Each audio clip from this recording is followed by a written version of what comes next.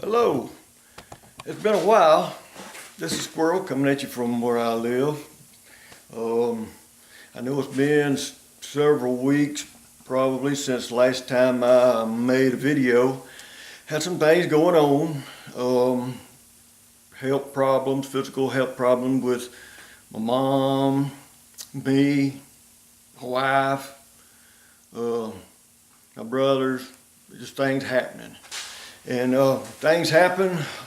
Sometimes you have a tendency to get a little discouraged, you know, and if the time goes on, the more time that you let pass, it's just so much more easier just to let it go. Well, I've done some praying, some soul searching. I believe this is what I need to do. So I'm sorry it's been a while, and I hope that it won't be like that anymore. You know, I deal with pain every day, and pain has a way of causing a person to be preoccupied.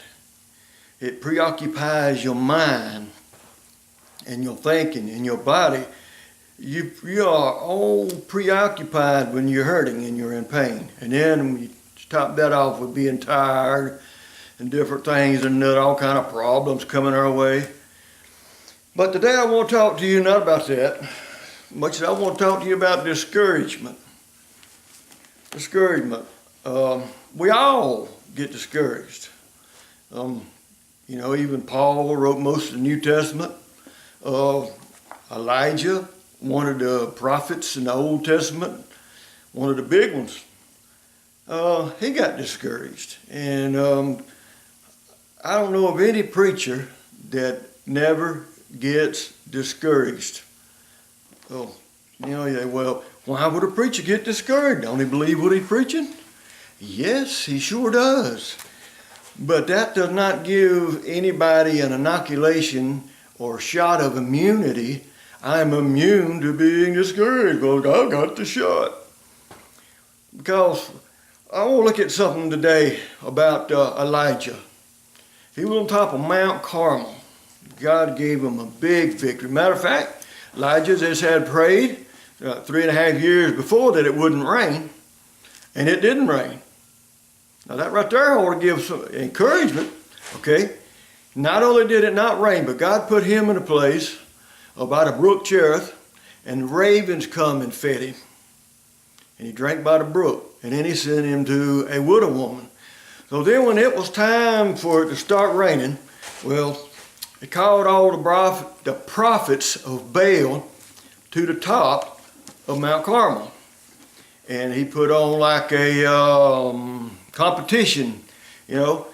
Y'all call on Baal, and if he'll bring fire down and consume the sacrifice, then we'll serve Baal. But if my God, the one and true God, one and only true God, brings fire down from heaven, he's the only God. Well, I mean, I'm just kind of giving you the cliff notes.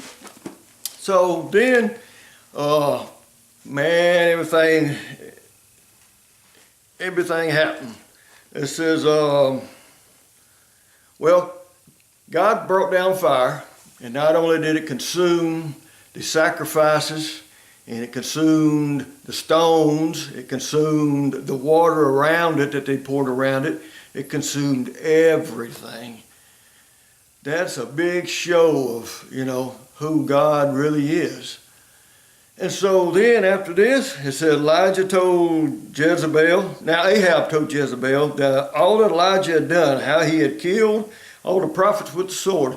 See, after God sent the fire down, Elijah got the sword and killed all the prophets of Baal because they were all false prophets, leading people astray.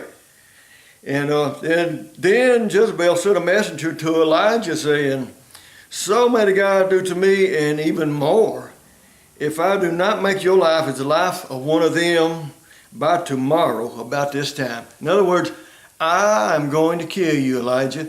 Jezebel, the king's wife, this power-hungry woman who run things behind the scene, remind me of some another woman that run things behind the scene a few years back. Anyway, she sent word to the man of God, Elijah, that she's going to kill him. Now, you would think that with all of this happening that has happened to Elijah, you know, he would be very much encouraged, and he'd be like, man, stand up and say, you know, I am a servant of the Most High God. You can't touch me unless God gives you permission to touch me, which is true.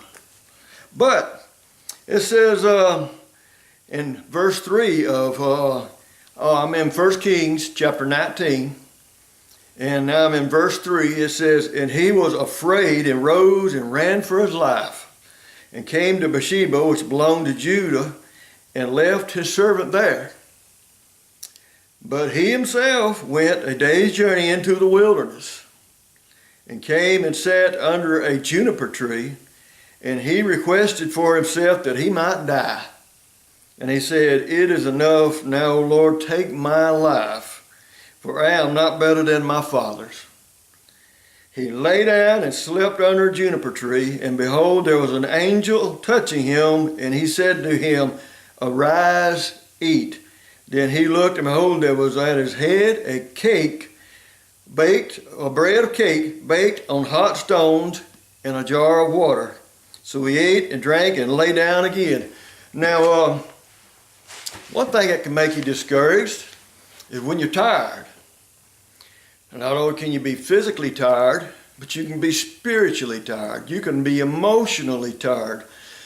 Well, this right here, he ran from Jezebel, you know, after he had this great big giant victory. He took it upon himself to run and wished that he could die. Now, he fell asleep under a tree. He was just so exhausted, so tired. It was like he was just emptied of everything. And God sent an angel down. Isn't it amazing that the angel knew how to bake bread? He said, well, I didn't know angels knew how to cook. Man, angels know how to do everything. God knows how to do everything. God knows how the mechanics work on a vehicle. God knows about all the circuitry board and everything of the vehicle, or electricity in a house. God knows everything. He doesn't know about everything. You say, well, was he, what they call him, physicist? Is he a physicist? Well, let me tell you something. This guy who got saved several years ago, and he was working at a cotton mill, and in a spinning room.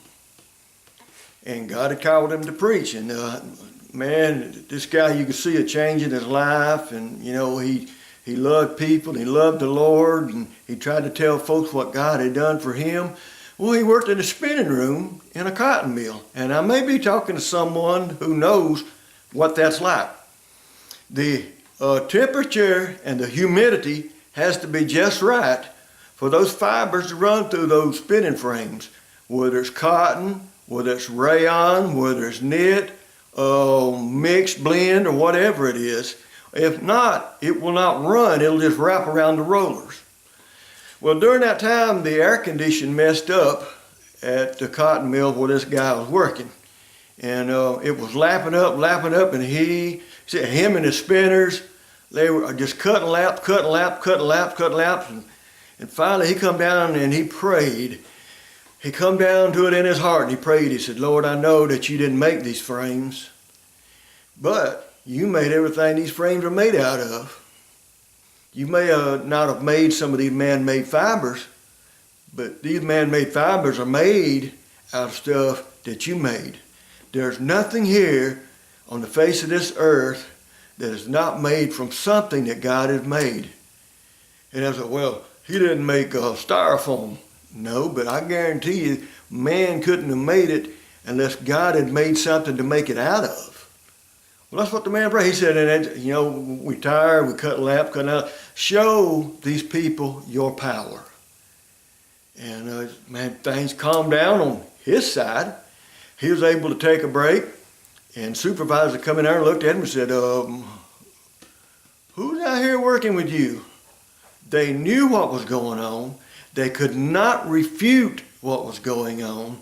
And the guy said, did y'all get the air conditioning fixed? He said, no, it's still like it was. But God was making that stuff run.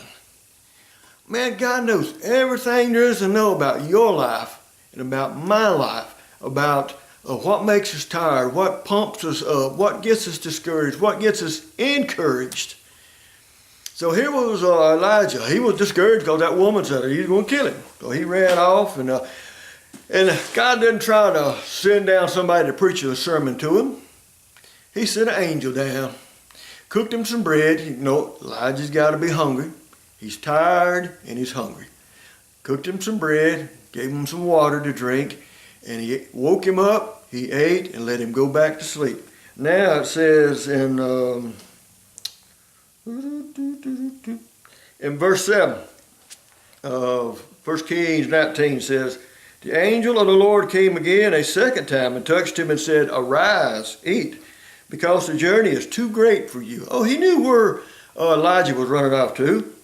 It says, so he arose and ate and drank and went in the strength of that food 40 days and 40 nights to Horeb, the mountain of God. Now, he was going to seek the Lord on this, but discouragement. You know that others can get you discouraged. Not only can tiredness get you discouraged, but others can get you discouraged. I want to start down here again in 1 Kings chapter 19. I want to go down to verse 12. It says, after the earthquake, a fire, but the Lord was not in the fire. And after the fire, a sound of a gentle blowing. When Elijah heard it, he wrapped his face in his mantle, went out and stood in the entrance of the cave, and behold, a voice came to him and said, what are you doing here, Elijah? Wow. That was God's voice. God don't always have to scream at us.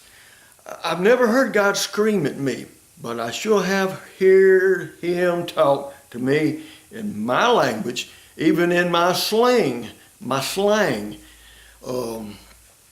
No, God knows exactly how to say what he needs to say to us at the very moment that he needs to say it. Now, he knew why Elijah was there, but he says, what are you doing here, Elijah? Then he said, I've been very zealous for the Lord, the God of hosts, for the sons of Israel have forsaken your covenant, torn down your altars, killed your prophets with the sword, and I alone am left, and they seek my life to take it. Yeah, you can let others discourage you very much, and sometimes that happens greatly. When I don't know about y'all, but if I turn the air conditioner on, you'd be able to hear it over my voice, and it's a little bit on the warm side down here where I am.